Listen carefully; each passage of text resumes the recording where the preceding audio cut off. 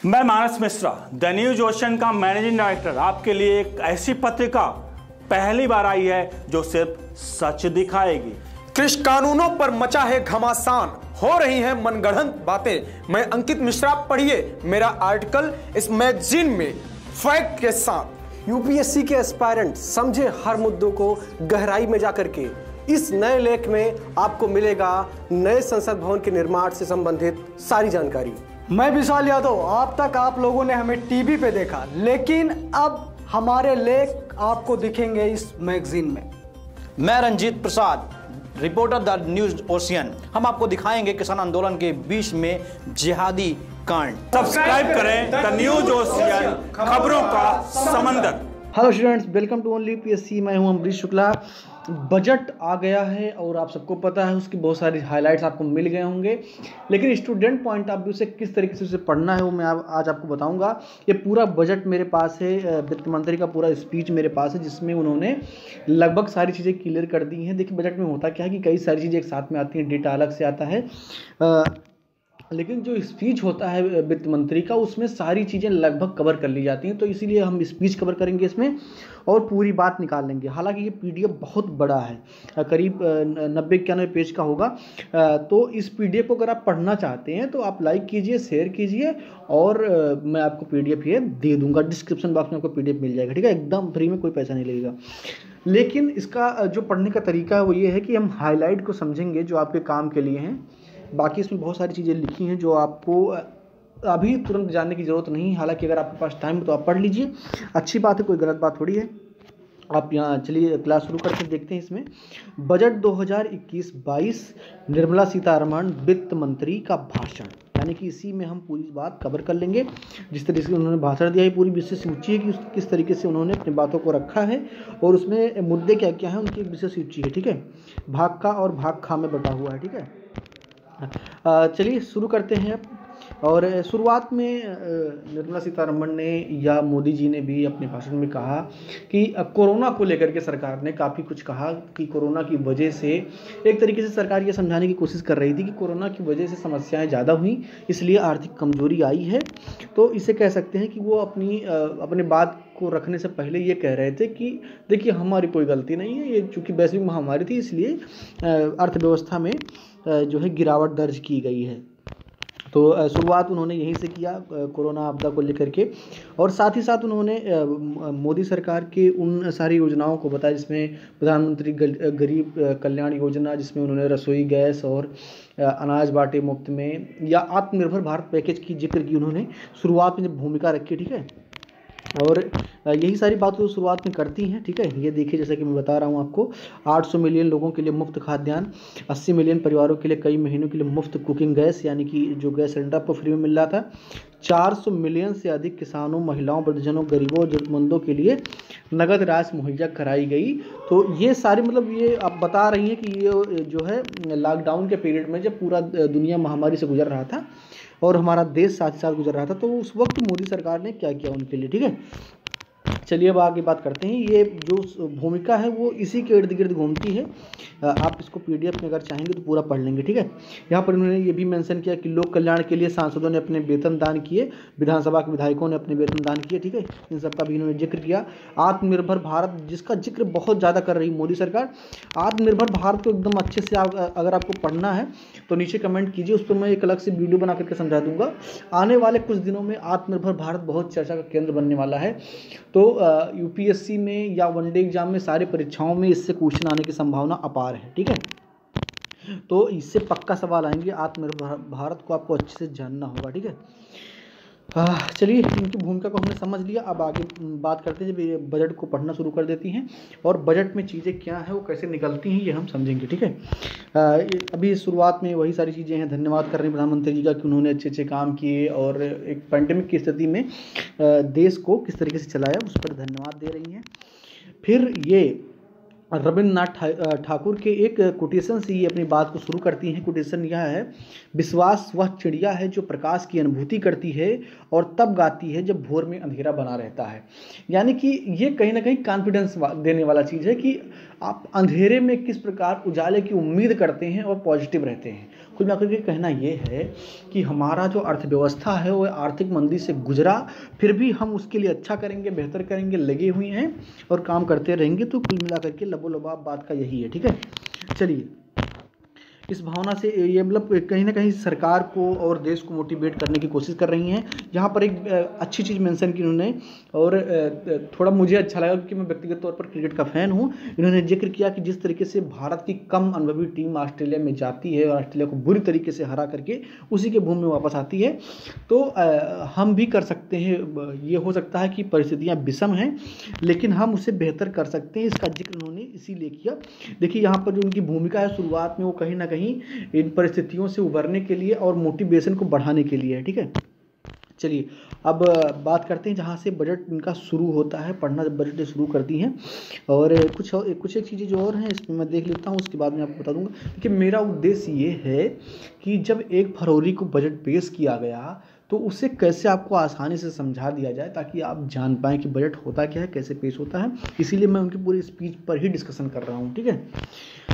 चलिए, वैश्विक महामारी की वजह से जो ठीक हुआ, मतलब ये भी बताने की कोशिश कर रही हैं कि हमने अन्य देशों को भी जो है लाभ पहुंचाने की कोशिश की, उनका मदद किया जब वो विषम परिस्थिति में थे। तो कुल मिलाकर के एक विदेशी रणनीति की जो रूपरेखा भारत सरकार की रही है उस पर भी ये चर्चा लगातार कर रही है, ठीक है। और ये पूरा उनकी भूमिका वही पर है, ठीक है। एक चीज़ और यहाँ पर है, बहुत ही जानकारी की चीज़ है, तो इसलिए इसको भी आप थोड़ा सा ध्यान देंगे। तो ये देखिए कि 2021 किस तरीके से महत्वपूर्ण है, उसको वित्त मंत्री ने क्या किया है, एक रेखांकित करने की कोशिश की है। देख लीजिए, 2021 हमारे इतिहास के लिए अनेक महत्वपूर्ण मील के पत्थरों के समान है और उनका वर्ष है। जैसा कि यहाँ पर उन्होंने बताया कि आज़ादी का 75वां वर्ष होगा, भारत में गोवा के विलय का 60वां वर्ष होगा। आप जानते हैं कि अंग्रेज देश से चले गए थे, लेकिन गोवा पर पुर्तगालियों का राज था, तो बाद में आज़ाद होता है।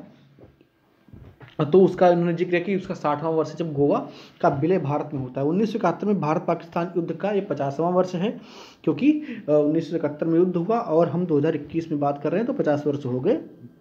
यानी कि कुल मिलाकर के इन्होंने यह बताने की कोशिश की कि 2021 की महत्ता क्या है, ठीक है। और ये आपके लिए बहुत इंपॉर्टेंट है। एज यूपीएससी एस्पायरेंट आपको स्मार्ट तरीके से सोचना होगा। यूपीएससी ऐसे सवाल खूब पूछती है जो 50 वर्ष पूरे होने वाले हों, 100 वर्ष पूरे होने वाले हों, ऐसे घटनाक्रम को जोड़ करके वो सवाल पूछती है। तो हो सकता है कि भारत पाकिस्तान के उस रिलेशन से वो सवाल पूछे या बांग्लादेश के एंगल से सवाल पूछे, तो इसको थोड़ा सा आप तैयार कर लेंगे, ठीक है। चलिए, अब बात करते हैं। यह स्वतंत्र भारत की 8वीं जनगणना का वर्ष होगा। इन्होंने बताया कि स्वतंत्र भारत में जो जनगणना हुई उसका ये 8वां चक्र होगा, इसकी भी इन्होंने चर्चा की है। और साथ ही साथ ये बताया कि चंद्रयान 3 मिशन जाएगा इसी वित्तीय वर्ष में, और हरिद्वार का कुंभ भी लगेगा। और साथ ही साथ इन्होंने ब्रिक्स में भारत के सभापतित्व का वर्ष भी इसको बताया, यानी कि भारत जो है वो सभापति होगा इस वर्ष ब्रिक्स का। तो ये 2021 का इम्पोर्टेंस है जिसको निर्मला सीतारमण ने रेखांकित किया, ठीक है। चलिए, अब आगे बात करते हैं। अध्यक्ष महोदय, मैं बजट के भाग का को प्रारंभ करने के पूर्व मैं इस मतलब आभार व्यक्त करना चाहती हूँ। ये सारी चीज़ें उन्होंने लिखी, ठीक है। अभी बजट पर आती हैं और अपने भाग का को रखती हैं, ठीक है। कठिन वर्ष का सामना करने के लिए जो जज्बा दिखाया उसके लिए उन्होंने धन्यवाद दिया, ठीक है। देश को भाग का में बात करेंगी कि भाग का में आत्मनिर्भर भारत का विजन, और उसके बाद मैं कह रहा हूँ ना, आत्मनिर्भर भारत बहुत महत्वपूर्ण है। खूब सारे सवाल आने वाले हैं, तो आत्मनिर्भर भारत के लिए मैं एक अलग से वीडियो बनाऊंगा, और वो आप अगर जल्दी चाहते हैं तो आपको लाइक करना होगा, ठीक है। वो लाइक देख करके मैं समझ जाऊंगा कि आप चाहते हैं, और कमेंट भी करते रहिए कि हाँ आपको चाहिए। उस लाइक और कमेंट की जो रेट आएगा, जिस रेट से वो आएंगे उसी रेट से आपको वो मिल जाएगा। यानी कि अगर ज़्यादा आएंगे तो जल्दी बना दिया जाएगा, अगर थोड़े कम आएंगे तो थोड़ा वक्त लिया जाएगा, लेकिन बनाया जरूर जाएगा, ठीक है। आत्मनिर्भर भारत 130 करोड़ भारतीयों की अभिव्यक्ति, जिसको क्षमताओं को कैशलेस, मतलब कैशलेस की बात की गई है। आत्मनिर्भर भारत के तरीके से जो है पूरे वो इकोनॉमी को एक तरीके से अलग व्याख्या देने की कोशिश की गई है यहाँ पर, ठीक है। ब्रिक्स देशों में अपने जो समूह है उसकी मजबूती की बात की गई है। तो ये सारे इनके जो है भाग का में जो इन्होंने बात की उसमें है। ये देखिए, जैसे कि इसके अतिरिक्त 2015-16 के बजट में हमने जो वादे किए थे उनको तेज़ी से क्रियान्वित किया है। ये अपने बता रही कि सरकार ने जो है किस प्रकार से उन्हें क्रियान्वित किया, अपनी सरकार की जो है कह सकते हैं एक तरीके से वाहवाही, ठीक है। आत्मनिर्भर भारत के केंद्र में है। अब उसके बाद में आते हैं मुख्य चीज़ पर, जहाँ से बजट आपका शुरू होता है। अब बजट शुरू होता है, बजट में 6 स्तंभ हैं, ठीक है। इस बजट प्रस्ताव के 6 स्तंभ हैं, जिनमें से पहला है स्वास्थ्य और कल्याण, दूसरा है भौतिक और वित्तीय पूंजी और अवसंरचना, ठीक है। तीसरा है आकांक्षी भारत के लिए समावेशी विकास, और चौथा है मानव पूंजी में नव जीवन का संचार करना, पांचवा है नव परिवर्तन और अनुसंधान एवं विकास, और छठा है न्यूनतम सरकार और अधिकतम शासन। ये मोदी जी का एक स्लोगन भी रहा है, ठीक है। तो चलिए हम देखते हैं जितना इसमें कवर हो पाता है। मुझे लगता है कि 2 वीडियो करने पड़ेंगे इस पर, क्योंकि बहुत बड़ा, ये 100 पेज का बजट है, और इसको इतना मतलब अगर बहुत तेज़ी से पढ़ा भी दूँ, बहुत लंबा वीडियो बना दूँ, उससे कोई फ़ायदा नहीं होगा, ठीक है। तो मैं कोशिश करता हूँ जितना इस क्लास में हो पाता है करेंगे, नहीं तो इसके लिए एक अलग से वीडियो भी बन जाएगा। चलिए पहला देखते हैं स्वास्थ्य एवं कल्याण। इसके लिए एक बहुत बड़ी बात है, बजट में पैसा जो है स्वास्थ्य के लिए बढ़ाया गया है, और डेफिनेटली बढ़ना भी चाहिए था, क्योंकि अभी भी हम पैंडेमिक की स्थिति से पूरी तरीके से गुजर नहीं पाए हैं। तो स्वास्थ्य क्षेत्र पर सरकार को ध्यान देना होगा, ठीक है।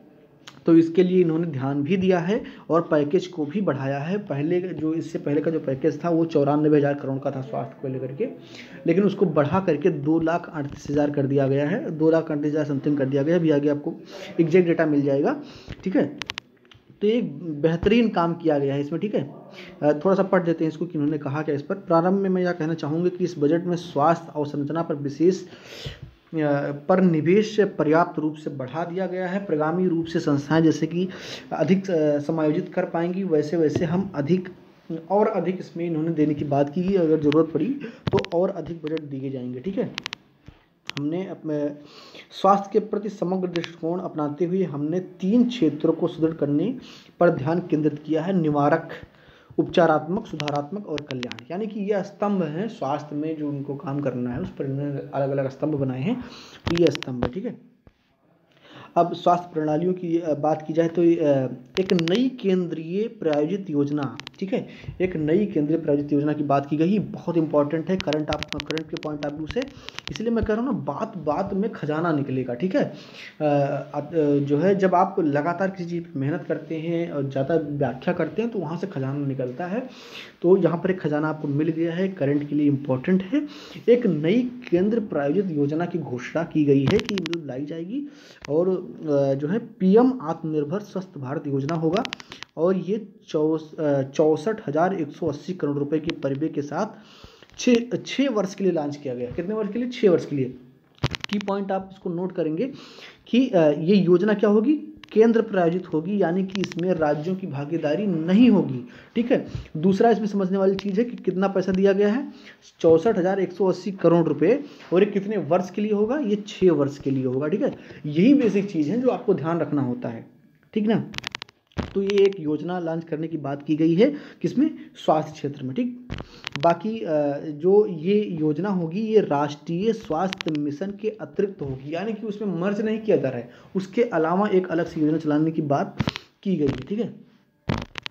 17,788 ग्रामीण और 11,024 शहरी स्वास्थ्य और बैलेंस केंद्रों को समर्थन देने की बात की जा रही है। यानी कि ये यहाँ पर एक नोट दिया गया है कि हम कहाँ पर पैसा जो है स्वास्थ्य का लगा रहे हैं। ये PDF आप देख लेंगे, मैं दे दूंगा डिस्क्रिप्शन बॉक्स में, तो आप उसे नोट कर लेंगे। देखिए जो समझाने की चीज़ें जहाँ पर ज़्यादा फोकस करना वो मैं आपको बता दूँ। हालाँकि शुरुआत में एक चीज़ मुझे बतानी चाहिए थी, मैंने शायद आपको बताया नहीं कि बजट शब्द जो है उसका उल्लेख हमारे भारतीय संविधान में कहीं पर भी नहीं है। भारतीय संविधान के अनुच्छेद 112 में वार्षिक वित्तीय विवरण का इस्तेमाल किया गया, यानी कि बजट शब्द का इस्तेमाल हमारे संविधान में कहीं पर नहीं किया गया। ये एक सूचना पॉलिटी से है, ये उस शुरुआत में मेरे दिमाग पे नहीं है, अभी आ गया तो बता दे रहा हूँ, ठीक है। यही होता है कि जब आप लंबी क्लास, पूरी क्लास देखते हैं तो बहुत सारी चीज़ें जो छूटी होती हैं वो याद आती हैं और आपको पता चल जाता है, ठीक है। चलिए आगे देखते हैं। ये सारे डेटा हैं कि कहाँ पर जो है ये पैसे दिए जाएंगे, ये सब यहाँ पर मेंशन कर दिया गया एक करके। 17 नई लोक स्वास्थ्य इकाइयों को चालू करना, 15 स्वास्थ्य आपातकालीन ऑपरेशन केंद्रों को बनाना, 2 मोबाइल अस्पतालों की स्थापना करना। मोबाइल मतलब जो चल सके, ठीक है। वन हेल्थ चूँकि WHO दक्षिण पूर्व एशिया क्षेत्र के लिए क्षेत्रीय अनुसंधान प्लेटफॉर्म है के लिए एक राष्ट्रीय संस्थान, बायोसेफ्टी लेवल 3 प्रयोगशालाएं और विषाणु विज्ञान के लिए 4 क्षेत्रीय राष्ट्रीय संस्थानों की स्थापना करना है। तो ये सारी चीज़ इन्होंने इसमें बताया है कि जो स्वास्थ्य क्षेत्र में पैसा दिया गया है वो कहाँ पर यूज होगा। उसके बाद में इसी स्वास्थ्य से जुड़ा हुआ है आपका पोषण यानी कि न्यूट्रिशन। तो न्यूट्रिशन के लिए भी इन्होंने बात की है। पोषणगत मात्रा, डिलीवरी, आउटरीच तथा परिणाम को सुदृढ़ करने के लिए हम संपूरक पोषण कार्यक्रम और पोषण अभियान का विलय कर देंगे। ये एक जो है बेहतरीन चीज़ है। खाली मैं कह रहा हूँ कि केवल UPSC वालों के लिए, क्योंकि जो वनडे एग्जाम होते हैं उसमें ऐसे क्वेश्चन नहीं पूछे जाते हैं, लेकिन यहाँ पर UPSC आपसे पूछ सकती है कि जो अभी तक संपूरक पोषण कार्यक्रम चल रहे थे और जो है पोषण अभियान, इन दोनों को अब मिला दिया गया है। पहले वो अलग अलग काम कर रहे थे तो उनको मिलाने की बात की गई है और इसे मिशन पोषण 2.0 कहा जाएगा। ठीक है, तो इसके शुरुआत की बात यहाँ पर वित्त मंत्री ने की है। यह रेखांकित करने वाली बात है और हम 112 आकांक्षी जिलों में इसको लागू करेंगे, ऐसी बात उन्होंने की है। तो ये डेटा भी आप थोड़ा सा ध्यान रखेंगे, 112 आकांक्षी जिलों में। ठीक है, जल आपूर्ति को लेकर के, क्योंकि जल भी आपके स्वास्थ्य से जुड़ा हुआ है, जल बहुत जरूरी है आपके लिए, तो जल के लिए भी उन्होंने कहा है। विश्व स्वास्थ्य संगठन ने सर्वसुलभ स्वास्थ्य हासिल करने के लिए एक पूर्व अपेक्षा के रूप में स्वच्छ जल, स्वच्छता और स्वच्छ वातावरण की महत्ता पर बार बार बल दिया है। यानी कि बताने की कोशिश कर रही हैं कि जो विश्व स्वास्थ्य संगठन यानी कि WHO है वो ऐसा मानता है कि स्वस्थ रहने के लिए स्वच्छ वायु, स्वच्छ जल और स्वच्छ वातावरण चाहिए। तो उसी में से एक जल है जिस पर ये बात अभी शुरुआत कर रहे हैं। तो एक भूमिका में इन्होंने ये बात रखी। ठीक है, तो जल जीवन मिशन अभी तक जो था वो ग्रामीण क्षेत्र के लिए था, उसको शहरी बनाएंगे और उसको मतलब ये लॉन्च करने की बात करें कि हम उसको लॉन्च करेंगे और इसका उद्देश्य सभी 4378 शहरी स्थानीय निकायों को 2.86 करोड़ घरेलू नल कनेक्शन के साथ जल आपूर्ति की जाएगी। इसमें 500 अमृत शहरों को भी जो है अपशिष्ट प्रबंधन के लिए भी जो है इन्होंने इसमें बात रखी है कि अपशिष्ट प्रबंधन की भी बात है 500 शहरों के लिए। ये अमृत शहर क्या है, ये भी करंट का सवाल रहा है। 2015-16 में एक योजना मोदी सरकार की आई थी। ठीक, तो उसी से रिलेटेड है। अपशिष्ट प्रबंधन और जल हो गया। इसके बाद में इसके लिए जो इन्होंने पैसे का आवंटन किया है दोनों के लिए, अपशिष्ट प्रबंधन और जो है जल मिशन जो है इनका शहरी जल मिशन, जल जीवन मिशन शहरी, इन दोनों को मिला करके 2,87,000 करोड़ रुपए दिए गए हैं 5 वर्ष के लिए। ठीक है, कितने वर्ष के लिए? 5 वर्ष के लिए। तो ये स्वास्थ्य में जो अलग अलग क्षेत्र बांटे गए हैं उसका पूरा ब्यौरा है। स्वच्छ भारत एवं स्वस्थ भारत, स्वच्छ भारत एवं स्वस्थ भारत के लिए भी जैसा कि उन्होंने बताया कि शहरी भारत और अधिक स्वच्छ बनाने के लिए आप देखते हैं कि शहरों में अति नगरीकरण की वजह से गंदगी धीरे धीरे बढ़ रही, ज़्यादा हो रही है। तो उसको कैसे मैनेज करना है, उसके लिए जैसे यहाँ पर प्लास्टिक में कमी लाना, निर्माण और विध्वंस के कार्यकलापों के अपशिष्ट का प्रभावी रूप से प्रबंधन करना, वायु प्रदूषण में कमी लाना। ठीक है, ये सब क्या होंगे? स्वच्छ भारत एवं स्वस्थ भारत के अंतर्गत ये सारी चीज़ें होंगी। ठीक है, तो इसमें शहरी स्वच्छ भारत मिशन 2.0 को 2021 से लेकर के 26 यानी कि 5 वर्ष तक के अवधि में 1,41,678 करोड़ रुपए इसके लिए आवंटित किए गए हैं। किसके लिए? स्वच्छ भारत और स्वस्थ भारत के लिए। ठीक है, तो ये है स्वच्छ भारत एवं स्वस्थ भारत। ठीक, अब इसमें 1-2 पॉइंट और हैं, उसको पढ़ लेते हैं। उसके बाद में फिर हम स्वास्थ्य से आगे बढ़ जाएंगे और फिर बाकी नेक्स्ट क्लास में समझेंगे। क्लास धीरे धीरे बड़ी हो रही है। अब स्वच्छ वायु की बात कर लेते हैं। ठीक है, स्वच्छ वायु में वायु प्रदूषण की विकराल होती समस्या का समाधान करने के लिए इस बजट में 1 मिलियन से अधिक जनसंख्या वाले, 1 मिलियन मतलब 10 लाख से अधिक जनसंख्या वाले 42 शहरी केंद्रों के लिए 2217 करोड़ रुपये राशि मुहैया करवाने का प्रस्ताव रखा गया है।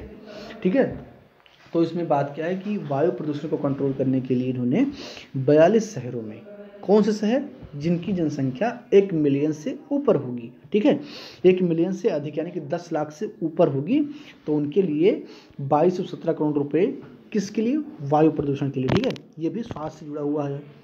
स्क्रैपिंग नीति, स्क्रैपिंग नीति का सिंपल सा मतलब है कि ऐसे वाहन जो पुराने हो चुके हैं उनका मेंटेनेंस किस प्रकार होगा, तो उसकी चर्चा इसमें की गई है। हम पुराने और अनुपयुक्त वाहनों को चरणबद्ध रीति से हटाने के लिए अलग से स्वैच्छिक वाहन स्क्रैपिंग नीति की घोषणा कर रहे हैं। ठीक है, एक अलग से एक नीति की घोषणा की गई है और उसमें जो बातें हैं वो इस प्रकार हैं। इसमें ईंधन दक्ष पर्यावरण अनुकूल वाहनों को प्रोत्साहित करने, इस तरह वाहन प्रदूषण तेल आयात बिल को कम करने में मदद मिलेगी। व्यक्तिगत वाहनों के मामले में 20 वर्ष के पश्चात, इसको आप थोड़ा ध्यान से सुनेंगे, व्यक्तिगत वाहनों के मामले में 20 वर्ष के पश्चात और वाणिज्यिक वाहनों के मामले में 15 वर्ष के पश्चात वाहनों की ऑटोमेटेड फिटनेस सेंटर में फिटनेस जांच करानी होगी। मतलब कि एक केंद्र होगा जहां पर जाकर के आपको अपने वाहन की जांच करानी होगी, क्या वो मानक के मुताबिक चलने के लिए योग्य है कि नहीं है। अगर व्यक्तिगत यानी कि अगर आप कार का यूज खुद के लिए करते हैं तो आप 20 वर्ष जो है उसका 20 वर्ष के बाद आपको करवाना होगा, और अगर आप कॉमर्शियल यूज करते हैं, माना कि टैक्सी चला रहे हैं, बस चला रहे हैं, तो आपको 15 वर्ष में ही इसको कराना होगा। इस योजना का ब्यौरा मंत्रालय द्वारा अलग से साझा किया जाएगा। ठीक है, फिर आते हैं मुख्य मुद्दे पर वैक्सीन 1 साल लगभग होने वाले हैं वैक्सीन होते हुए। ठीक है, यानी कि जब से चाइना में वो आता है कोरोना, उसके बाद से लगातार जो है वैक्सीन की बात हो रही, 8-9 महीने हो गए।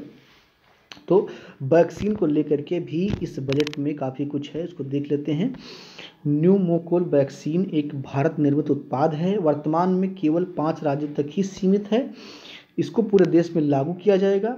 प्रतिवर्ष 50,000 से अधिक बाल मृत्यु को रोका जाएगा। ठीक है, जो वैक्सीन है ये सिर्फ कोरोना के वैक्सीन की बात नहीं है, इसमें और भी बहुत सारे वैक्सीन हैं जिनको ऐड किया जाएगा। ठीक है, मैंने बजट अनुमान 2021-22 में कोविड-19 वैक्सीन के लिए अलग से 35,000 करोड़ रुपये प्रदान किए हैं। मैं और अधिक निधियां यदि आवश्यक हुई तो उपलब्ध कराने के लिए प्रतिबद्ध हूँ। यानी कि 35,000 करोड़ रुपये इस बजट में उपलब्ध करवा दिए गए हैं कोविड-19 वैक्सीन के लिए। अगर जरूरत पड़ेगी तो इससे भी ज़्यादा दिया जाएगा। स्वास्थ्य और कल्याण के लिए इस वर्ष के बजट अनुमान 94,452 करोड़ रुपये की तुलना में 2021-22 में 2,23,000, सॉरी मैंने 38 शायद वहाँ पर बोल दिया था, तो उसको आप करेक्ट कर लेंगे, 2,23,846 करोड़ रुपए हैं। ठीक है, यानी कि कुल मिलाकर के इसमें 137% की बढ़ोतरी की गई है। ठीक है, इसका पूरा ब्यौरा जो है भाषण के अनुबंध में है, भाषण के साथ उसका अनुबंध भी आता है, वो भी एक डॉक्यूमेंट होता है, उसमें दिया गया है जो इन्होंने बताया। तो ये था बजट का पहला स्तंभ, स्वास्थ्य एवं कल्याण। ठीक है, बाकी जो 5 स्तंभ है उसकी बात चर्चा हम अगले क्लास में करेंगे। ये आपको कैसा लगा, कि आपको चीज़ें समझ में आ रही कि नहीं आ रही हैं, या समझाने का कोई और तरीका होना चाहिए, आप कमेंट बॉक्स में ज़रूर लिखें। और हाँ, अगर आपको आत्मनिर्भर भारत पर बेहतर समझ बनानी है तो आप कमेंट बॉक्स में उस आप प्रतिक्रिया लिखें कि हाँ मुझे जल्दी से उसकी क्लास चाहिए। चलिए मिलते हैं अगली क्लास में, थैंक यू। मैं मानस मिश्रा, द न्यूज ओशन का मैनेजिंग डायरेक्टर, आपके लिए एक ऐसी पत्रिका पहली बार आई है जो सिर्फ सच दिखाएगी। कृषि कानूनों पर मचा है घमासान, हो रही हैं मनगढ़ंत बातें। मैं अंकित मिश्रा, पढ़िए मेरा आर्टिकल इस मैगजीन में फैक्ट के साथ। यूपीएससी के एस्पायरेंट समझे हर मुद्दों को गहराई में जाकर के इस नए लेख में आपको मिलेगा नए संसद भवन के निर्माण से संबंधित सारी जानकारी। मैं विशाल यादव, अब तक आप लोगों ने हमें टीवी पे देखा, लेकिन अब हमारे लेख आपको दिखेंगे इस मैगजीन में। मैं Ranjit Prasad, reporter the news ocean. हम आपको दिखाएंगे किसान आंदोलन के बीच में जिहादी कांड। सब्सक्राइब करें द न्यूज ओशियन, खबरों का समंदर।